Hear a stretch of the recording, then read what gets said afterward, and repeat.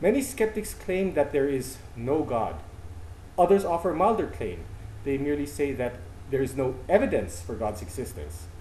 As you can see, or as I hope you can see, the two claims are similar but not quite the same.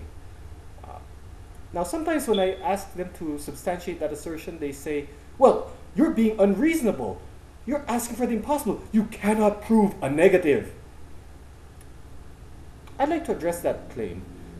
First of all, I believe that it's incorrect, and second, I believe that it's an invalid approach to argumentation. I believe you can prove a negative. I also believe that even if you could not prove a negative, it still would not make the atheistic claim more reasonable. I want to clarify a few points right at the start, though. First, I'm not saying that we should only believe things that are proven. I'm not demanding absolute proof. In fact, in one of my other videos, I talk about how it is reasonable to believe certain things that are not proven. In other words, absolute proof is not a prerequisite for rational belief. Second, I'm not here to offer an argument for God's existence. Rather, I specifically want to address the claim that you cannot prove a negative and that this somehow absolves someone of the need to substantiate atheistic claims or somehow makes the atheistic position more reasonable. Again, I'm not here to offer arguments for God's existence. That's not the purpose of this video.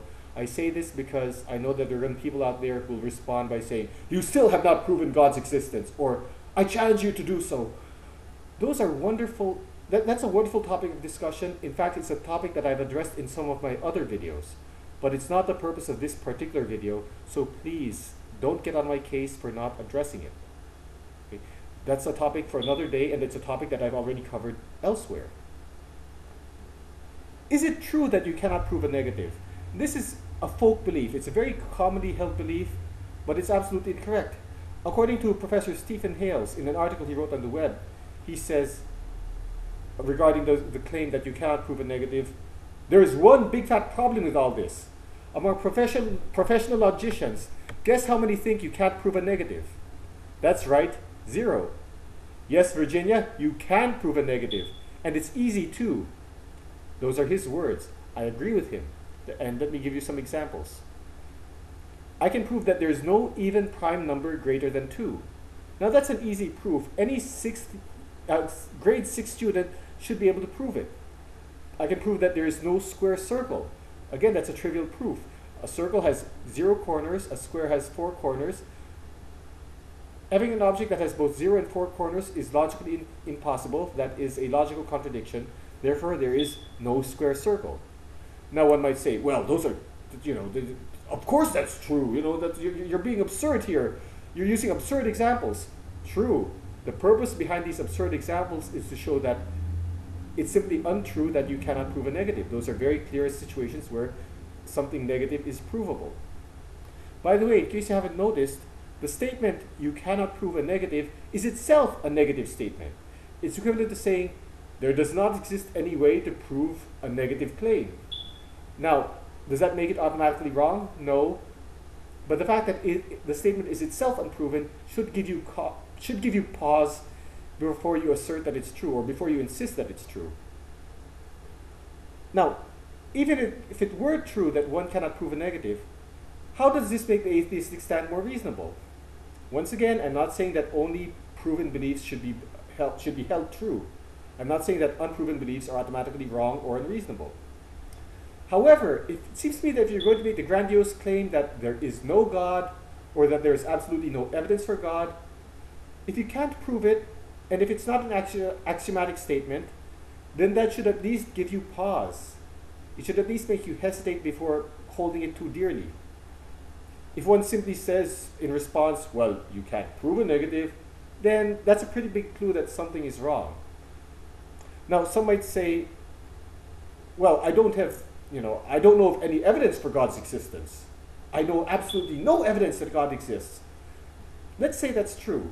That's still not the same as saying that there is none. Just because you don't know of any doesn't necessarily mean there is none. Consider claims of the miraculous, for example. Many skeptics are skeptical of miraculous claims, rightfully so. I myself am skeptical of the vast majority of claims of miracles occurring. That doesn't mean that I think every single one of them is wrong, though. And It seems to me that if you're going to claim that absolutely none of them are are valid miracles, you need to have pretty good reason to substantiate that. Or rather, you need to be capable of substantiating that claim. Oh, by the way, I fully acknowledge that if a Christian or any theist claims that a miracle did occur or that miracles do occur, the onus is upon them to provide good reason to hold that belief. I acknowledge that. What I'm saying is that if you're going to claim that there are no miracles or no evidence for God's existence of any other kind, you need to substantiate that as well. The burden of proof is on whoever makes the claim, regardless of whether the claim is for the atheistic side or for the theistic side. If you're not aware of any evidence that God exists, you can make that assertion. That's perfectly fine. It is not equivalent to saying that no such evidence exists at all. By the way, I for one do believe in a God, and I am prepared to offer reasons why God exists. As I mentioned, I have in fact offered evidence for that, offered those reasons in my other videos. So I'm not just, speaking from an ivory tower here. I stand by what I say. I'm not offering those reasons in this particular vid. That's because I've covered it elsewhere. So to summarize, if someone says that you cannot prove a negative, that claim is simply false, it's demonstrably false, and it's often used as a way to dodge responsibility for substantiating one's claims or one's beliefs.